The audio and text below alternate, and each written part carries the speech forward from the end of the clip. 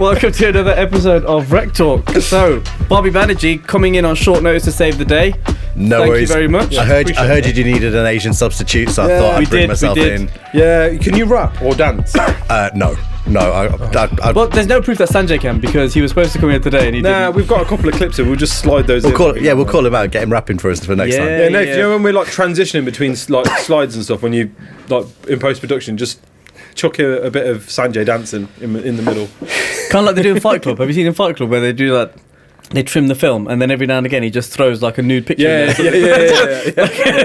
I remember that. Yeah. Well, look, Bobby, thanks for coming back in. I guess we got off camera. We were talking about the recruitment industry and how we're always slowest to react to marketing, to trends, to kind of where the world is moving. It's come up a few times in like previous podcasts and stuff as well, where we're just like, we're the problem. Right? Like just consumerism in itself. And then you made the point kind of off camera, which is like the way we buy, our buying journey, our consumerism, all of that sort of stuff is just totally different now.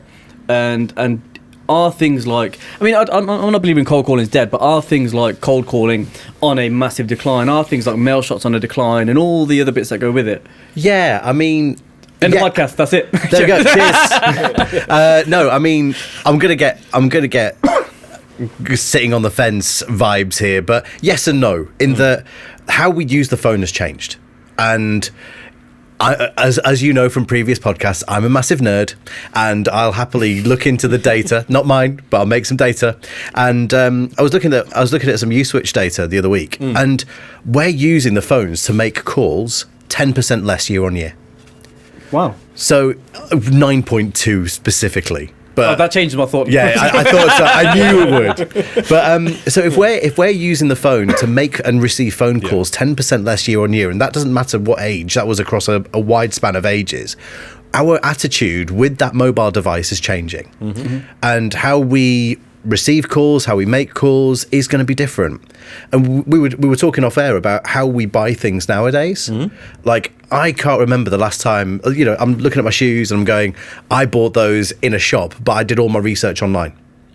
So, and I've been hitting this point for the last at least 5 or 6 episodes, which is that I don't dislike sales. I just think people who work in sales and sales leaders are just for some reason don't want to acknowledge the fact that buyer behavior and consumer behavior has changed. Totally. It's no longer about, I'm going to inform you about something you knew nothing about, and in the space of this phone call, we're going to agree a further action, which is going to push you into a transaction, right? Well, an example of that buyer journey is you could go back 10 years. But when I was in car sales, even then, we used to be like, people coming knowing what spec is already on a car, because they've done their research. Years and years ago, if you wanted to buy a car, we'd be like, oh, do you know what? I want to buy a hatchback or a 4x4, whatever. And then it'd be like, what features do you want? And you'd have to explain all of those things. Though, you'd go to all these different dealerships and you'd have to sit down, go through the demo, the test drive and all that sort of stuff. Oh, I like the look of this one. Yeah, okay, let's drive that one. I can't make a decision today because I haven't looked at the Ford or I haven't looked at the Vauxhall or I haven't looked at wherever. Other cars are available. But that changed. Unless you're sponsoring us. Like it. But by the time I was in car sales, people were already like, right, actually, I know I like this brand. Yeah. These are the other brands I'm comparing it to. This is the particular model that I'm looking at. I know you do it in this particular colour. I just need to understand now whether I actually like the car or not. Absolutely. Like, that's exactly how I bought my car most recently.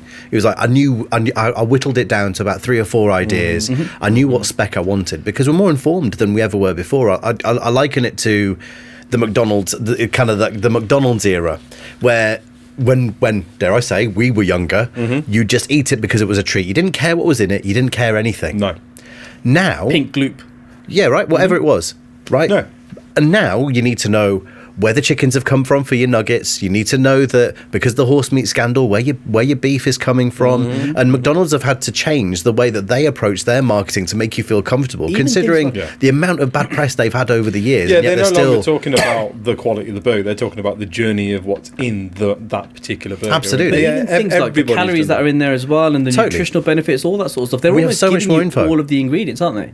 Let's take that example then and put that in the recruitment world, because for some reason in recruitment, We love McDonald's. We do. No, but I keep telling you how great my candidate is. Yeah.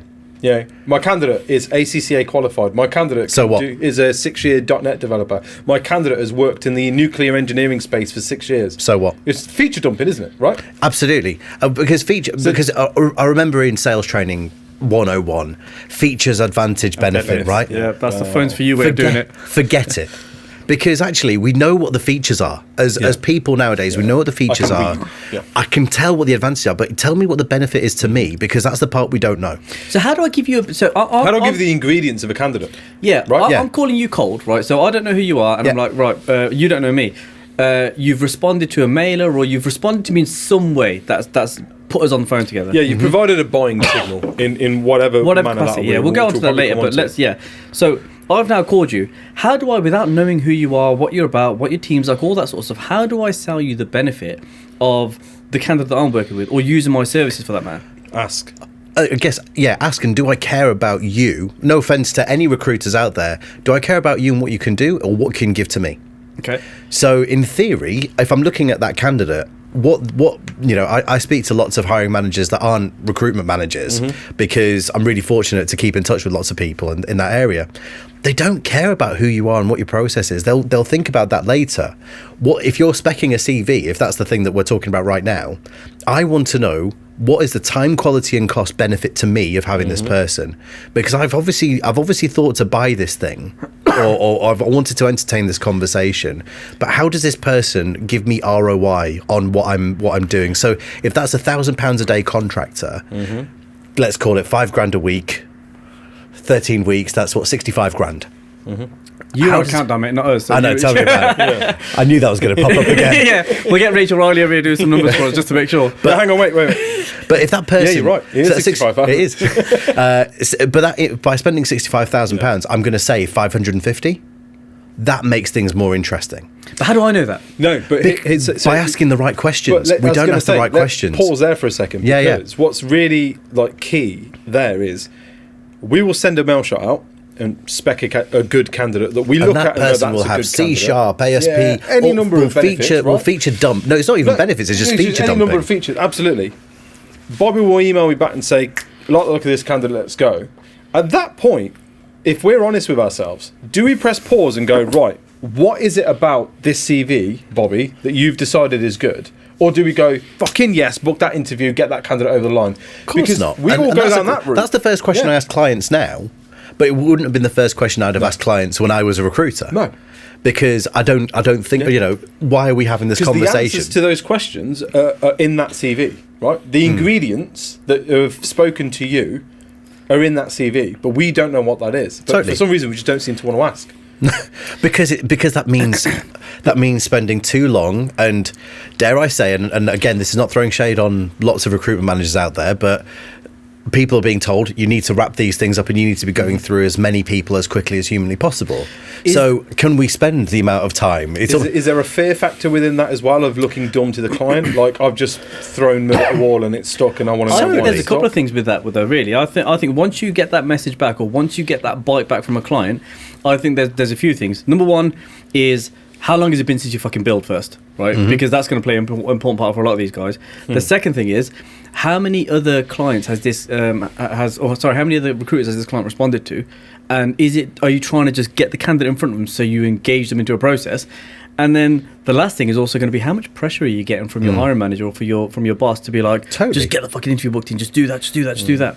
And how strong can you be to put two of those things out whilst you're having the first conversation? Right. And it's really difficult. It's what I talk to people about mindset about a lot. What are the ingredients on this CV that you've really picked up on, in exactly the way McDonald's picked up on, holy shit, people want to know what's in our chicken nuggets and what's in our beef burgers. We need to now tell that story. If you can identify what that story is, then guess what, Mr. Client or Mrs. Client, I can find you another 4 of these, and I can and I can sit down to my boss and say, listen, recruitment manager, I've now doubled, tripled, or quadrupled my chances of filling this role because I've identified what they want and why that's important to them, and now I can replicate that candidate who we just passively sent out on a spec in the hope that it would be of interest. Now I know what's interesting, so I can find more of those. Totally, and this is where I will hammer on that references are really important. if you can take a good reference for each candidate, that is the sales pitch in itself. And my problem was, again, S3 are the kings and originators of. You're ex-S3? Believe it or not, yeah. Wow, it's not on your LinkedIn profile. No, not at all. No, I just don't put it anywhere. It's weird. Everyone's got a headline. Yeah, Andy Hallett with looking at you, like XS3, Facebook, Meta. But like it's something. But what we don't. I've completely forgotten my train of thought. Where was I going with that? You were saying that S3 references. Yeah, references, right? So what we generally tend to do is take a reference and then at the end of the sales call, the reference call, because see, I call it a sales call straight away because we say these words. I wouldn't be doing my job if I didn't ask what's going on at your place, right? Forget that. Let's take the reference for a reference because that reference is a more powerful tool than selling to someone who thinks that they're going to get sold to anyway. So using that reference and understanding why this person was really good in their last job to take it to their next job is so much more powerful. Because then, what money did they say? Benefit, aren't you? Again, you're taking all the benefits from... Give me the fab, give me the benefit part of the fab, because I know the features, I know the advantages. I need the benefit for Joe Bloggs when he was or she was in your business, so that I can now sell that back over to the place I want to. But not just that. Let's be honest. Me as the recruiter, I have a financial incentive for sending this candidate over. The candidate gets a financial incentive for saying that they're really good at what they do, without any backing up. Any evidence, The person that can provide impartial, objective evidence is a reference. They get nothing for it, and it's a peer in their network. So why wouldn't you use that as an approach? And the other thing to point on that as well is, it looks really shitty if you call up with the intention of, I'm calling to get a reference. But the entire premise of your phone call is, I don't give a shit about the reference. What I actually want is to be able to BD you. Totally. And it's very deceptive. This comes back to that kind of changing in buyer behaviour, because there's also people are a lot more wised up now, right? Totally, we're so much more informed. Not just on the candidate front, but even the clients are now wised up. They know why you're ringing. They know they're expecting you to be like, I wouldn't be doing my job if I didn't ask, right? So you talk about they're weirded out if you don't do that. Yeah. Signpost it. If you're going to do it, be transparent, right? Signpost it. Listen, Bobby, I'll pop the call in because I want to get a reference on knitting, but actually at the end of that call, I also want to talk to you about your recruitment needs. You got 5 seconds for that. Amazing. You're contracting the call. Yeah. Why wouldn't you want to do that? And at the end of that call, that's what people respond more positively to, because you're being upfront and honest about what BS. you're planning on doing. Exactly. Yeah. I'm telling you exactly how it's going to go. Because of buyer behaviour. Because buyer behaviour is now, I don't want to be tricked and sold to. Give it to me straight. Yeah, tell me what it is, and I'll tell you whether I'm interested or not. Right?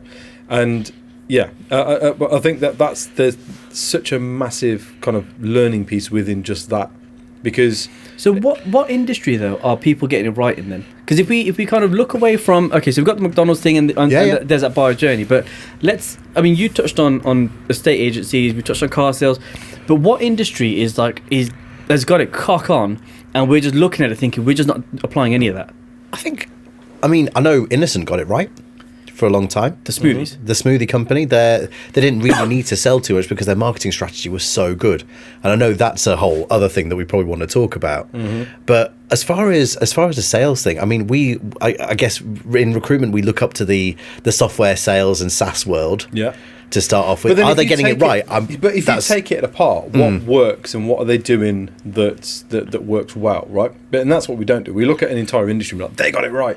But we don't actually look at where can we now transfer these little things? The short answer is we don't know. Yeah. I think the really easy thing is to say we don't know where things work, because we don't look enough outside our own bubble to get these things. I was speaking with a couple of marketing agencies a couple of years ago, and I made the conscious decision of speaking to people that weren't recruitment marketing. Because you usually get that FUBU mentality, for us, bias, and it's just that little mix of things. But actually, what is new? What is out there? And I spoke to there's a really good guy that does a lot of TikTok stuff. You should try and get him on. He's a guy called Ollie Hills at a company called Nonsensical. Oh, right. Yeah, no, I've seen his stuff. Yeah. He's booked in. Brilliant! He? He's awesome. Absolutely awesome. And what his strategy is and what he's doing with random businesses. I think it's an Indian restaurant in Bristol that he's taken on. He does all the Birmingham update stuff and all that kind of stuff. It is brilliant what he's doing, and he's making a decent amount of money from it. So it's about how do we sell to the people that we really want to sell to, and identify what they want. In the the people that we want to sell to are. So I'm just gonna hug my mate. Yeah, people we want to sell to are people. Yeah, and we know what people do in terms of interactions, because guess what? We're those people, and we speak about this all the time, right? Like so our podcasts get snipped up and cut up into little clips and stuff like that. I wasn't sold that product by a cold call. It damn sure wasn't off a mail shot.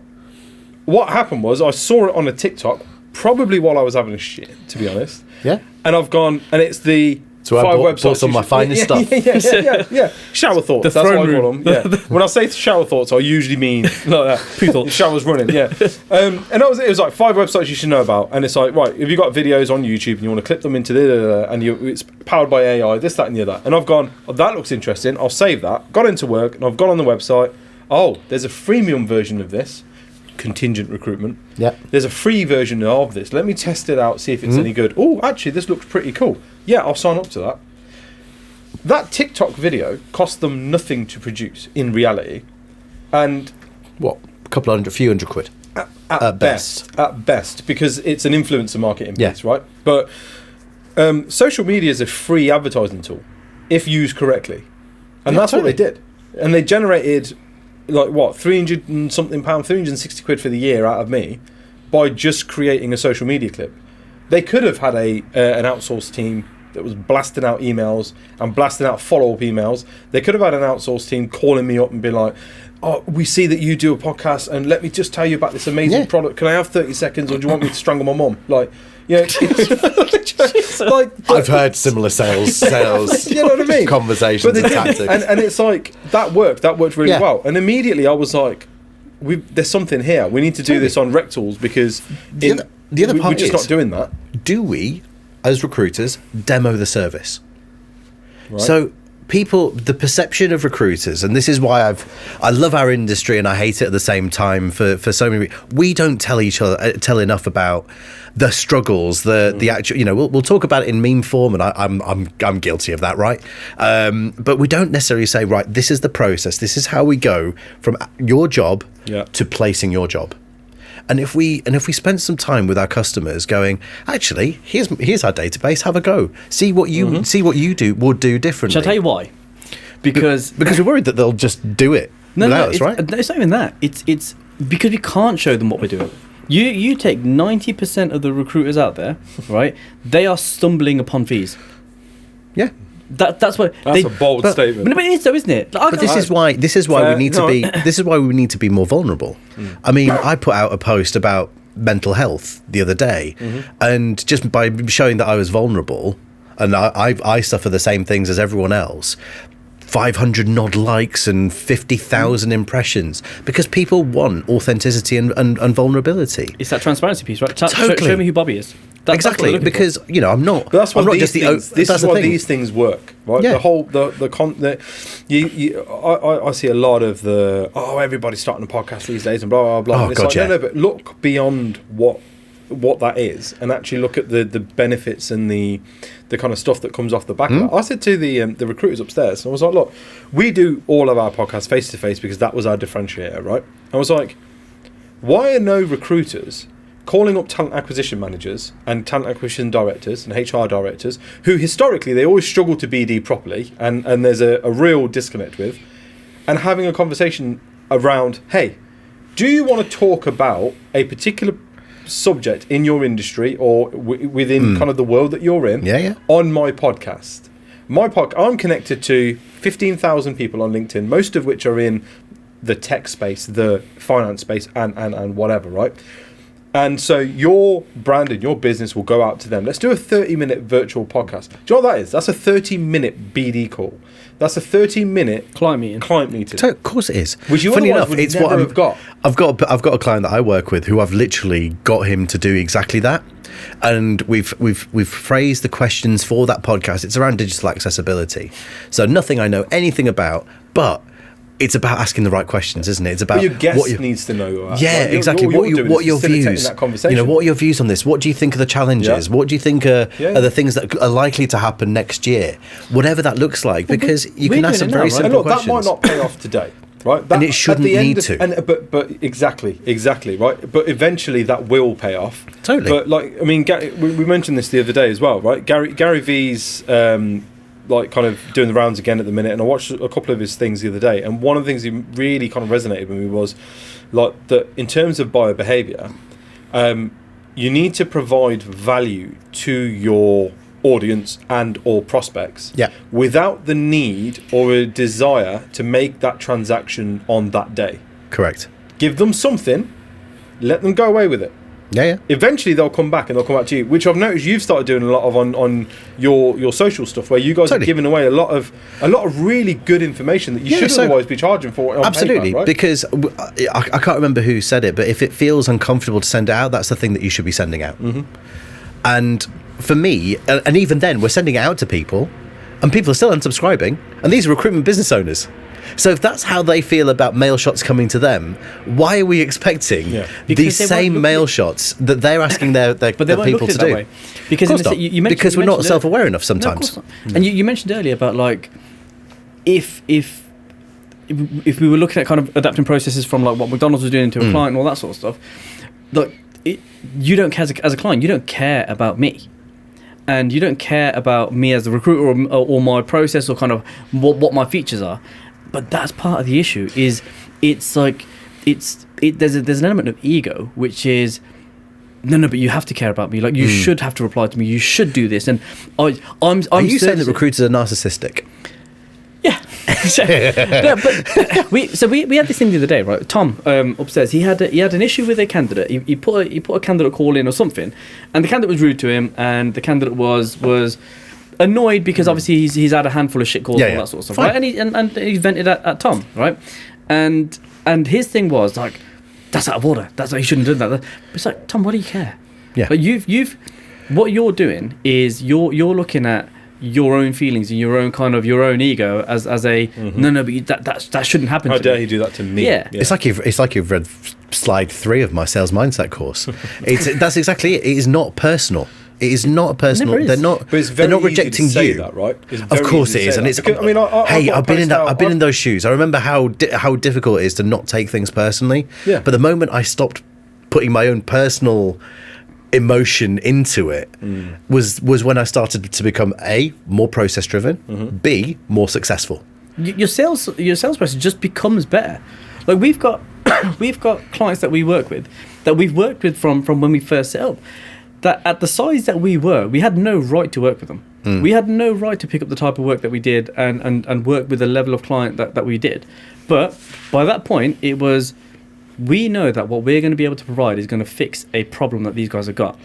So how many people go out to the market saying what problems they solve their customers? None. That's the issue, isn't it? Well, that's luckily that's the people that elevate. That is literally the first thing that we talk about. That's a lack of marketing awareness, right? But that should be week 1 at every recruitment business. It should be. It should absolutely be. But because it's so layered, though, right? Because in a lot of these guys, a lot of the guys that were kind of these sales leaders and stuff, ogres. Like a lot of these sales leaders and stuff, sales and marketing are 2 different things. Yeah, they should not be in the same conversation together, and so like in their mindsets, right? I mean, that's absolutely what I see recruitment business, or some recruitment businesses do. The ones that are making better fists of things now are the ones that have an integrated marketing function. Because the very first thing you do in marketing is sell the story of what problem are you solving. Yeah, but you got to sell that. Your salespeople need to be doing that, right? Yeah, but we don't do that. What problem are you solving? Oh, I don't know. Filling a vacancy. Yeah, and that's the thing, right? Finding but I'm filling your job. Yeah, but not thinking actually. But where's the why because, right? Yeah, absolutely. Why exactly? So you get a developer. What is that person going to be doing? Well, they're going to be developing stuff. But people don't know enough about that. Yeah. Then the people that do know enough about that go, right, actually, what's the wider implications of that application or that website being put on there? And then, funny enough, but I guess the other problem that we face, and this is why I'm not going to say it's just the recruiters, it's the candidates as well. They don't necessarily know where their value is. Unless you directly work in sales or marketing, you don't know. Actually, you just think, I just did that project. You then don't think. So, I use the next example quite a bit. Other shops are available. Next used to be able to say, or order by 6 p.m. the day before for next day delivery. Then it was 10. Then it's midnight. And actually, that has led to year-on-year revenue increases on their online portfolio by, I think it was about 12.5%. I don't know what their total turnover is, but that is millions of quid. Of course it and that's all because of your .NET developers, your warehouse management people, your logistics arm, the supply chain, the IT of supply chain actually working together. But, okay, yes, if you're the CEO of Next, right, that's a great story to tell, right? But actually, going a layer kind of below that, right, you're the development manager or you're the finance manager or warehouse manager or whatever, right? Me sending Nitin into your warehouse to be the forklift driver and move those packages around. Sounds about right. Yeah. Why is that important? Why does Nitin need to be qualified forklift engineer? Why does Nitin need to be on a reach truck for 12 hours a day? Well, actually, what problem does that solve for you, Bobby? Well, that means that I don't have to do the 6 hours of overtime that I needed to do because that work needs to be done. That supply chain needs to go out. All of those products need to go. Which is why, funny enough, the best time to meet the people in your network is when they're not hiring. Because when they are hiring, that usually means that they've got loads of projects and therefore they're busy. A person's left, they are busy. Or having to get their team to do overtime. I haven't got time to meet with you when I'm actually hiring.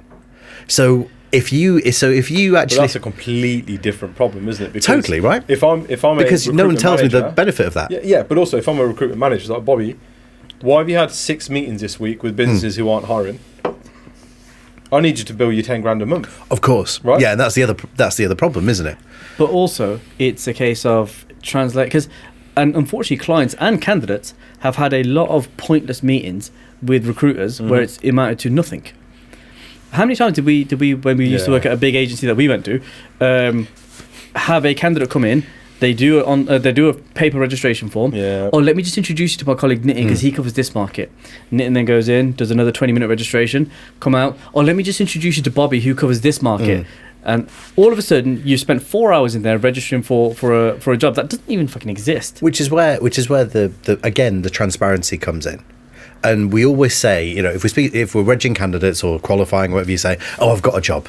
You don't, and that's where you're already starting with a lie. Yeah. Whereas if you say, look, what I'm going to do is I'm going to work with you to find your next role. Yeah. It may amount to nothing, but I'd rather tell you that and tell you exactly how it is. Or I have access to client A, B, C, D, whoever.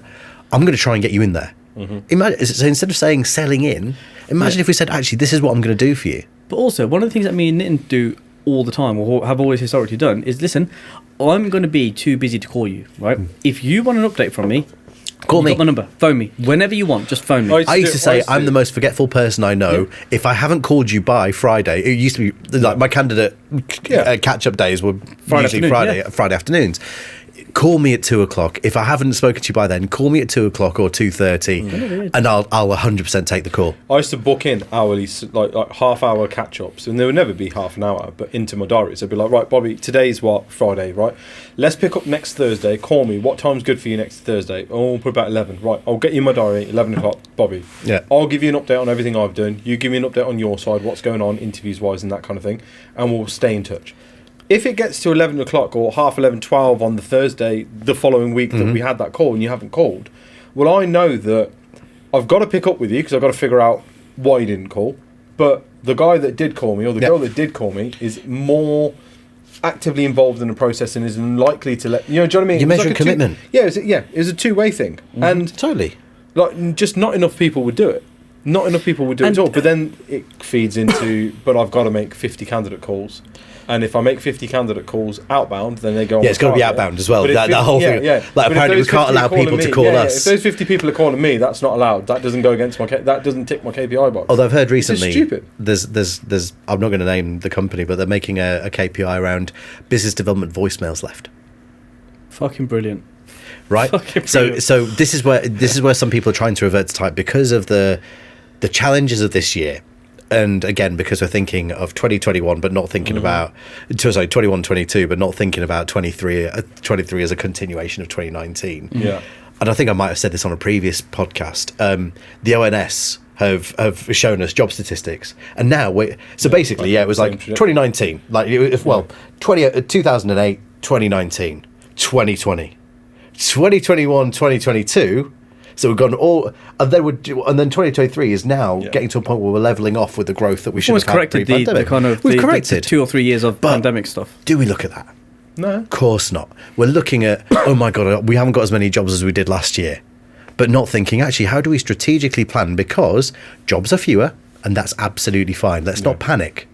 But you know that let's build relationships with our customers. Let's actually get to understand the pain points that. It's a mugs game, mate. Just get on the phones. Yeah, right. Yeah. No, but if I know your hiring plans for this year, doesn't that mean that I can proactively recruit? And you can plan whilst doing the tactical, selling in, speccing in, all that kind of stuff. You can still do that strategic element. The problem with that though is if you're measuring against how many voicemails are you leaving, how many jobs are you picked up, how many whatever, you're measuring the wrong thing. You should be measuring how much revenue is your consultant making. If I can make 20k working one job, right, and my target is 10, and I just keep filling 20k jobs over and over and over again, does it matter if I've picked up 20 jobs? Well, there was I was going to say, I can't remember which American university, but they talk about the dead man's test around KPI setting. So can a corpse do your KPIs? So so for example, if you're talking about $100 a day, an auto dialer can do that, right? That's not a problem. That 50 BD voicemails, I can create something that can automate that. But where's the value? How can I book meetings? How can I have sense behind that? Right? Oh, the guys aren't leaving enough voicemails. They need to leave voicemails. Right, listen. Just on the off chance that what will have happened is someone will have responded to a voicemail once. That's it. And then that becomes the measure. Respond, right? I don't listen to scenario again, I don't listen to voicemails. I tell people all the time, don't leave me a voicemail. I ain't going to listen to it. Well, the thing is, we need to look at these things and go, if I get less than a 5% success rate at this, is this worth doing?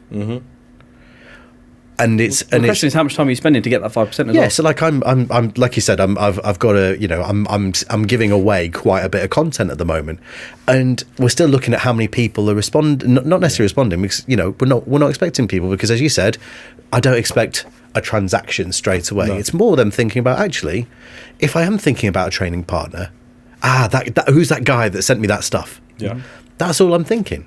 And I'm upfront about it. I say, look, what we're doing is we're giving you a bit of a gift to say thank you for being on our database, but also I'm looking forward to working with you in 2024. Wink, because that's at least that's the 80s crack dealer. Yeah, totally right. I'm just giving you a little, just giving you a taste. Yeah. Other drugs. But yeah, it's trying to say, well, actually, why are we thinking about stuff for right now, for this moment? So which industry is doing that then, and which retail does it very well. So do they though? Because they're shutting down left, right, and centre, aren't they? Well, they are, but do it well. They're doing really well. Though. I tell you what, yeah. I mean, Marks and Spencer's a year-on-year profit. Marks and Spencer's food is propping up the entire business. It is. It always has been. We're in a cost of living crisis, or cosy live, as some call it. Gross, isn't it? We're in a time where Aldi and Lidl and discount supermarkets have overtaken the likes of Asda and Tesco's. So how come Marks and Spencer's food, which is obviously historically more expensive, how are they propping up their entire business model? Because they've got the marketing right. Some retailers doing incredibly well. You're absolutely right. They go to Mark's food, right? Because it's not just any perceived value. Yeah. Perceived value. Yeah. That's what so it's all about that, and all they've done for years and years is, it's not just this, it's M&S or dare I say, Nike. I know I'm wearing some at the moment, but Nike have done amazing things with their they got me on Black Friday. I'm not going to lie. They absolutely got me. I bought 2 pairs of Jordans and a hoodie. And that wasn't from me thinking that I needed to buy them just then. I was teeing that up in my head 4 or 5 months ago by watching the film Air. Yeah. If you've seen that, it's an amazing film. Great film. Someone lived. The Last Dance documentary. What they've done is they've put different methods of getting your attention on this. They've taken that old. It used to be product placement, didn't it? Back in the day, product placement, right? We're wise to that now, aren't we? We're a little bit more wise to it. So they're coming up with different ways. Actually, if we do let's pull the fourth wall down. Let's talk about the story of Nike. But what that's doing is getting people to think in the back of their heads, Nike. Yeah. Because we love stories. Oh, I like that. Oh, I forgot about those. Yeah. We love stories. Yeah. We don't remember. I can't remember a sales pitch that was given to me.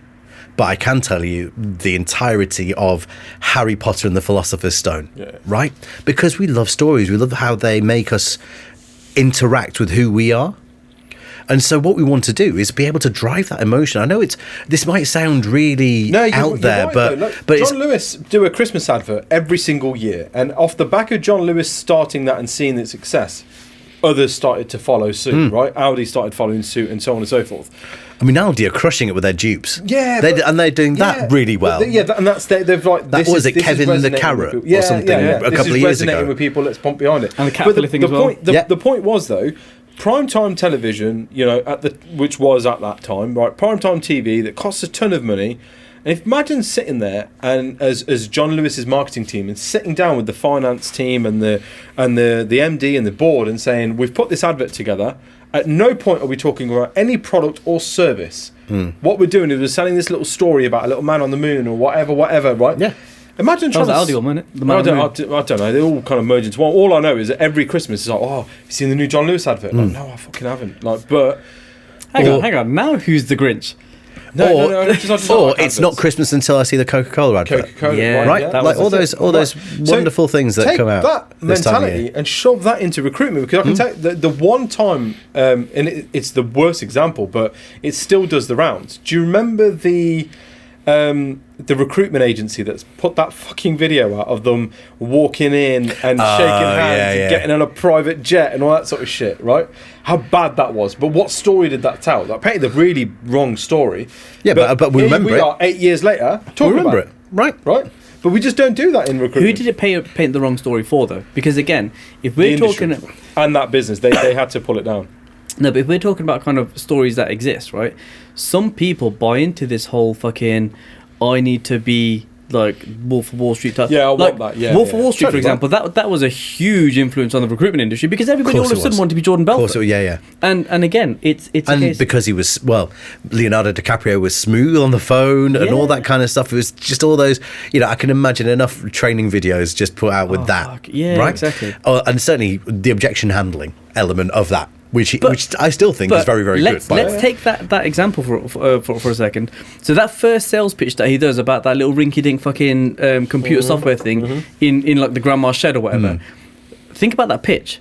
I want to tell you about an aerodynamic, they're at the forefront of military applications, blah, blah, blah. It really kind of goes through the journey that they're going on. Yeah, you can get on board. Yeah, you can get on board today.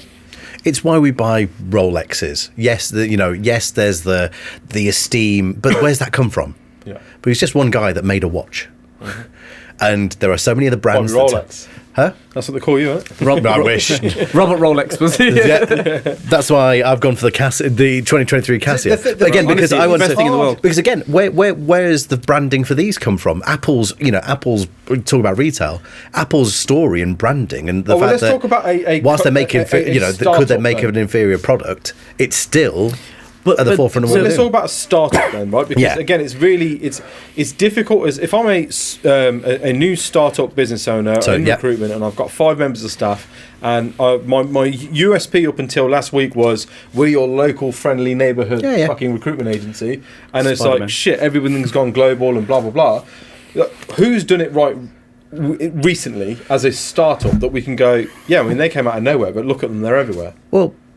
I was going to say, I'm trying to think. I mean, again, retail-wise, I'm thinking Gymshark in my head straight away from when you talk about that. Example. But I guess I don't know enough agencies to then say. But there are a couple that I can think of. There's a space recruitment company in Bristol called Avona who, again, their marketing spot on. Their culture or their perception of culture. Absolutely spot on.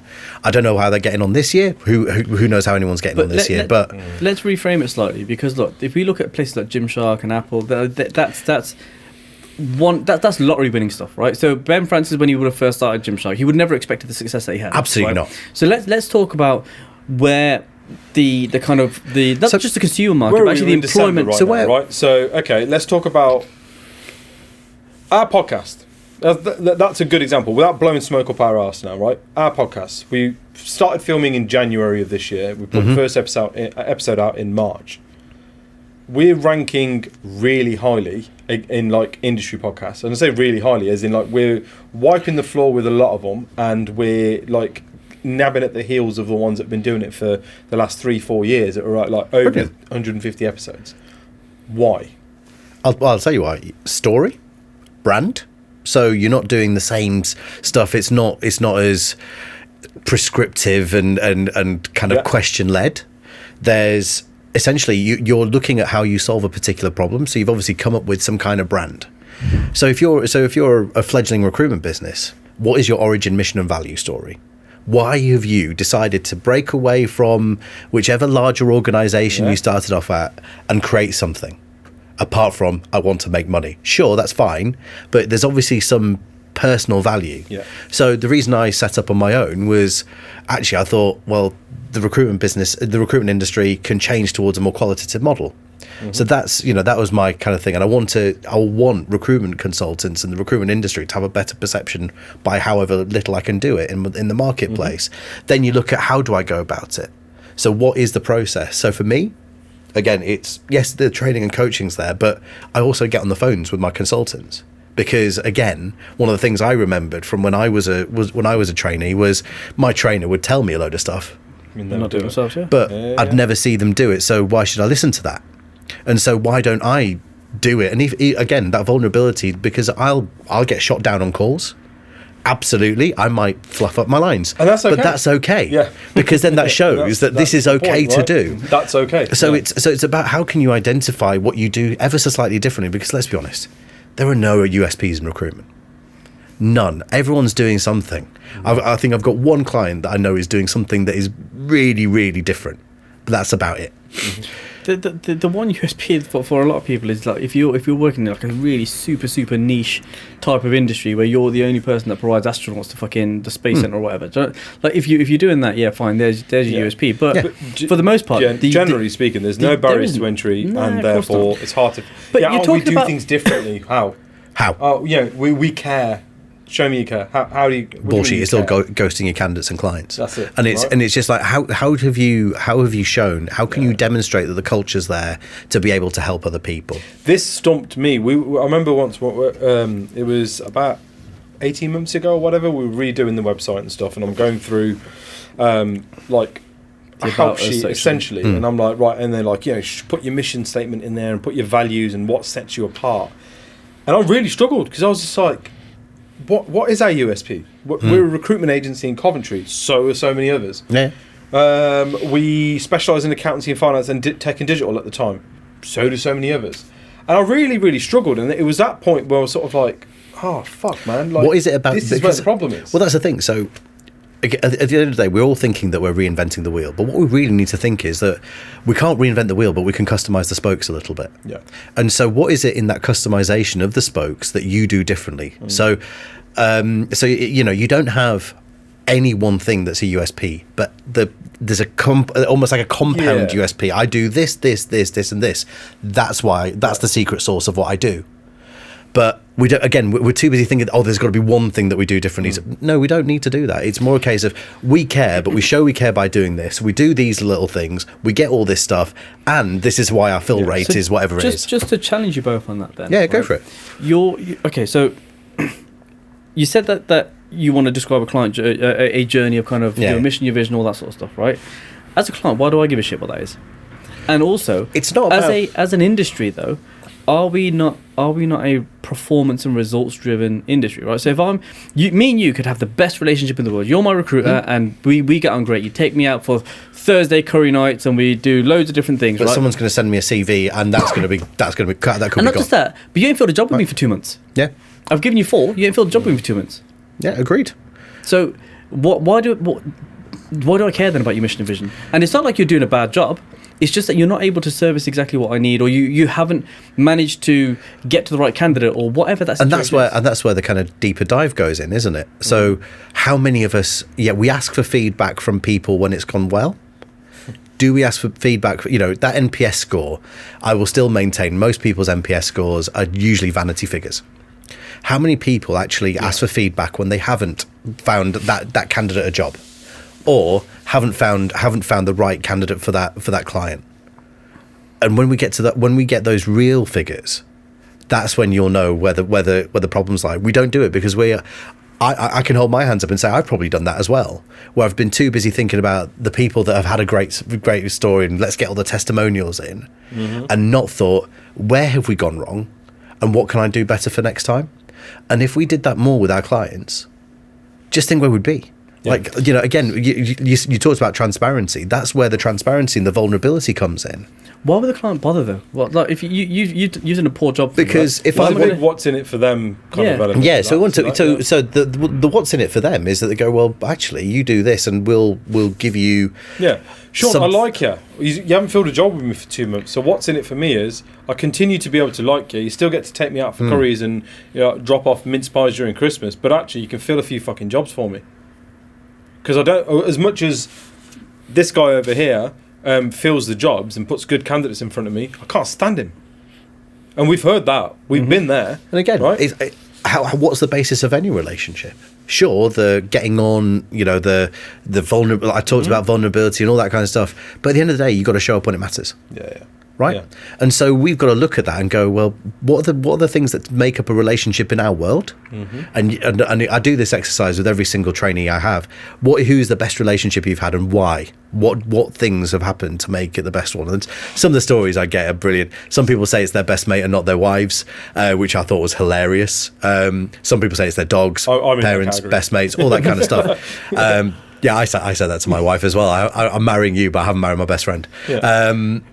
And so what we look at it is go, well, actually, time taken, time's one of those things.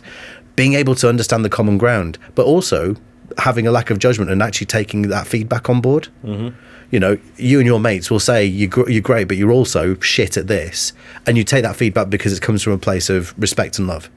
And so how can we take all those elements of a relationship in our personal lives and apply it to our professional lives? And there's no difference, but for some reason we get white line fever, don't we? We decide that as soon as we get into the office, that I think you've hit the nail on the head there. Really, is that the kind of where there's been a you leave your personal life at the door. That's where the change is coming in. You've got it. You can't. You now have to kind of blur that line between. Totally. Because you've got to bring yourself to work. The door used to be the front door of the office, but now the door is your bedroom. Yeah. Right? Work from home and all that sort of stuff. You're at home now. People are changing how they interact. People are a lot more open to being vulnerable, open to discussing things, open to being honest. Comes full circle. And it's like, let's just start doing that at work, right? We know how people buy things because we buy things in the same way. Yeah. We know how people react to voicemails or text messages or voice notes or mail shots.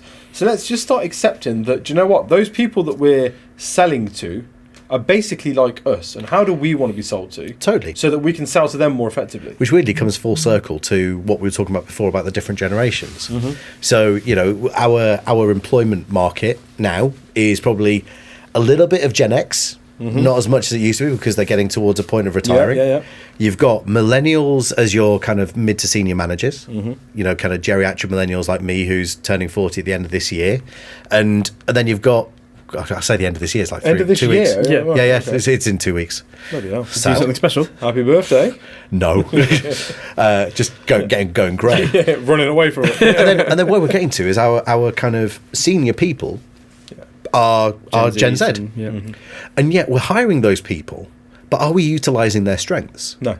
Because they can communicate to people at their generation in a very different way. Sorry, Grinchy. To how we would. It's true. Yeah. But did we, as millennials though, when we had Gen X managing us, did they utilise our skill sets? Of course not. No, they didn't. We know that. But we've always had that generational because we moaned and bitched about it at that time. Fucking 2015, we sat there with our director at Michael Page and said, "Can you give us laptops?" What do you mean?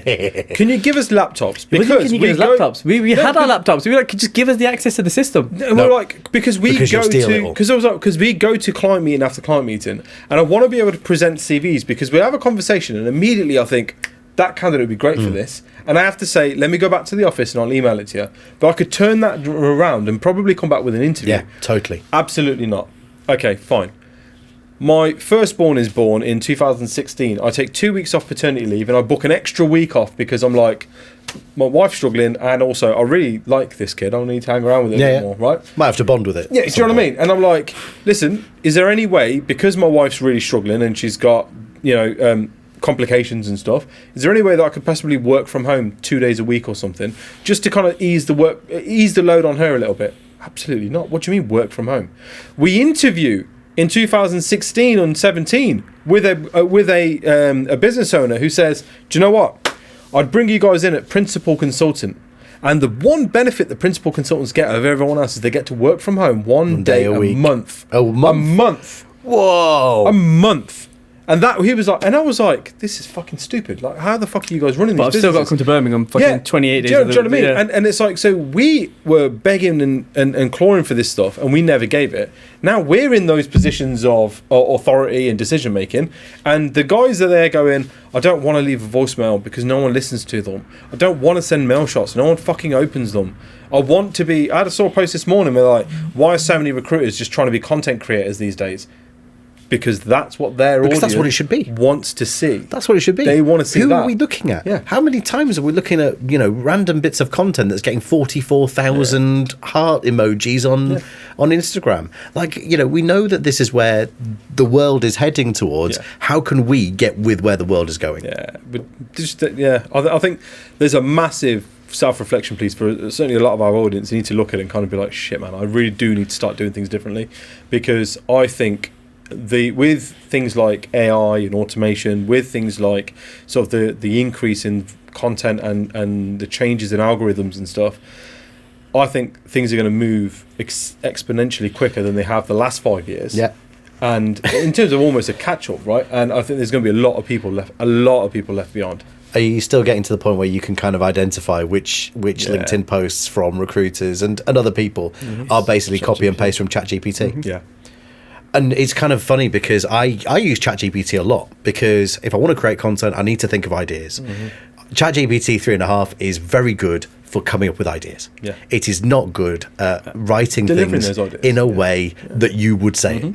So how, again, what we half-arse adoption of tech. We half-arse adoption of anything new. Yeah. We're going to half-arse training. It's, we get to a point where, we think these guys are okay, so see you later. And then I'll have to pick it up again when people are going to, people are struggling again. Yeah.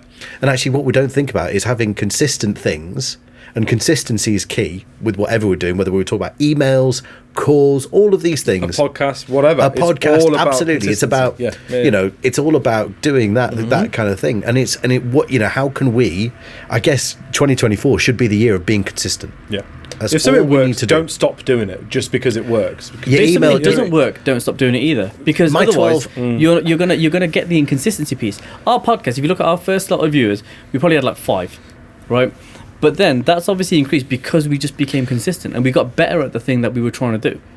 Absolutely. But the difference was we're of that generation that we know the graft that it takes to get to a certain point. There's generations that are after us, and we put me specifically spent a lot of time putting Gen Z on a pedestal. But there are a lot of things that they need to learn too, right? Of course. So one of those it's about do you know what? Give and if take. you put something out and it only gets a like, so what? Like, don't take it down, because we've had that before. We've had staff that do that. They used to put posts out and it'd be like, I only got 2 likes, so I took it down. So see, what? That's not the likes point. again are vanity. I don't care likes how many people. Likes aren't paying the bills. Likes aren't what I'm looking for. It's how many people have actually looked at this thing, because the 90% of people on LinkedIn lurk. And that's brilliant. Yeah. That's absolutely fine if that's how you feel. But then, whenever I have conversations with clients, like, well, I'm having a conversation with you because of the content you put out. Yeah. And that can, and it could be one poll that got 5 votes, but it made that one person think to have a conversation with me. Or really fortunately, that mental health post I put out this week got 5 people messaging me saying I felt comfortable enough to share my own story off the back of it. Yeah. And that's all I wanted.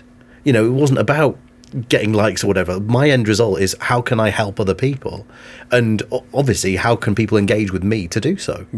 But it's how do we go about it, what narratives do we create, and how can we be authentic with it as well. and whilst being consistent. That's a big point, isn't it? I think as an industry, we need to just realise that we need to be a lot more transparent, a lot more authentic. Like, you're not going to be able to sit there and be like, I've got loads of different USPs. I've got this going for me. No, of course not.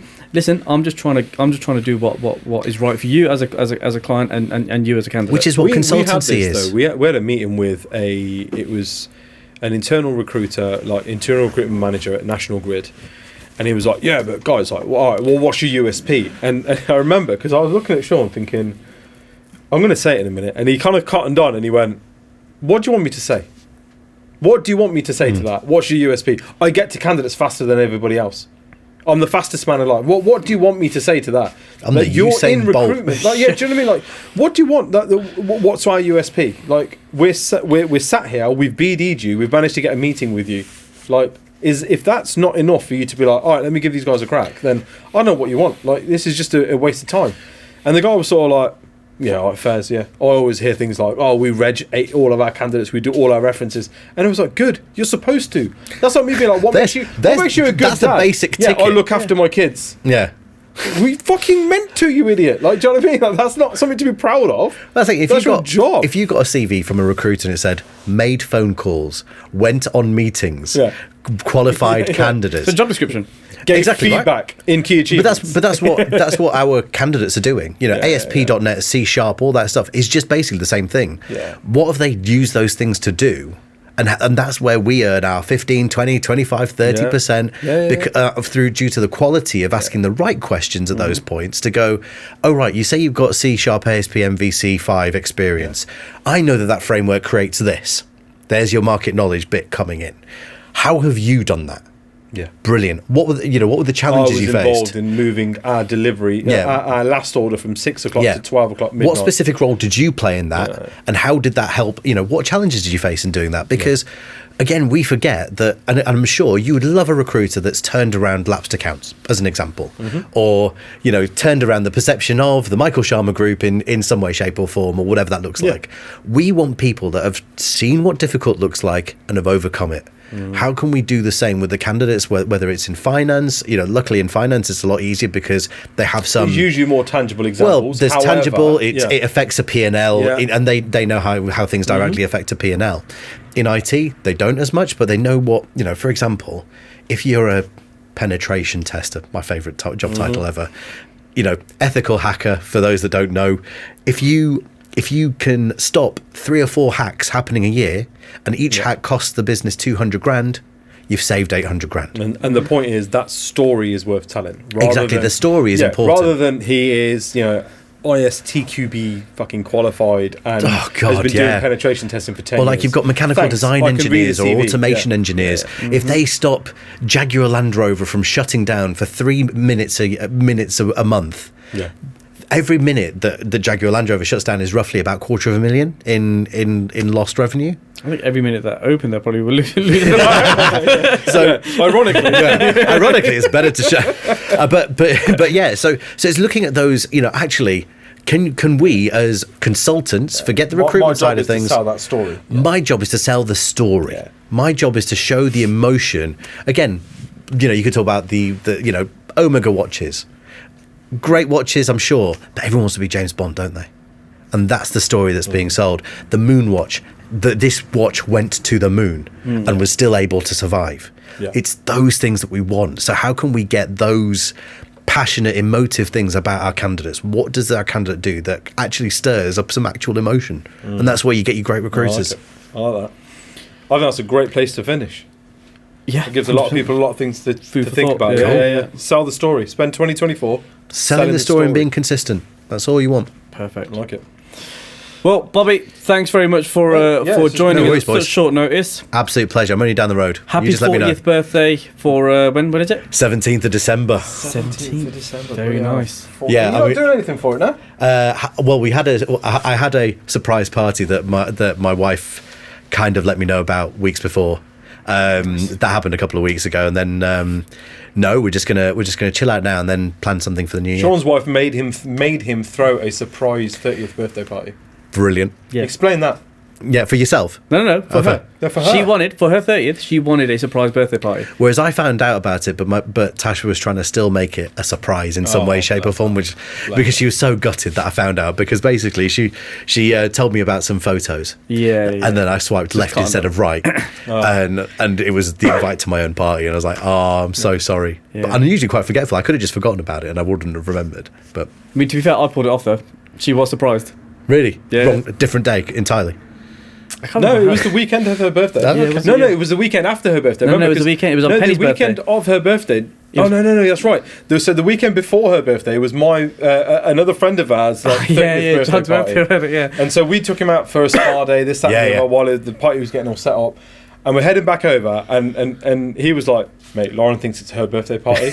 Like, Lauren literally thinks it's her birthday party. Oh, brilliant! You did the hoax part. That's excellent. And he was like, "I don't know how she's going to react because she's not going to be fucking happy that it's not her party."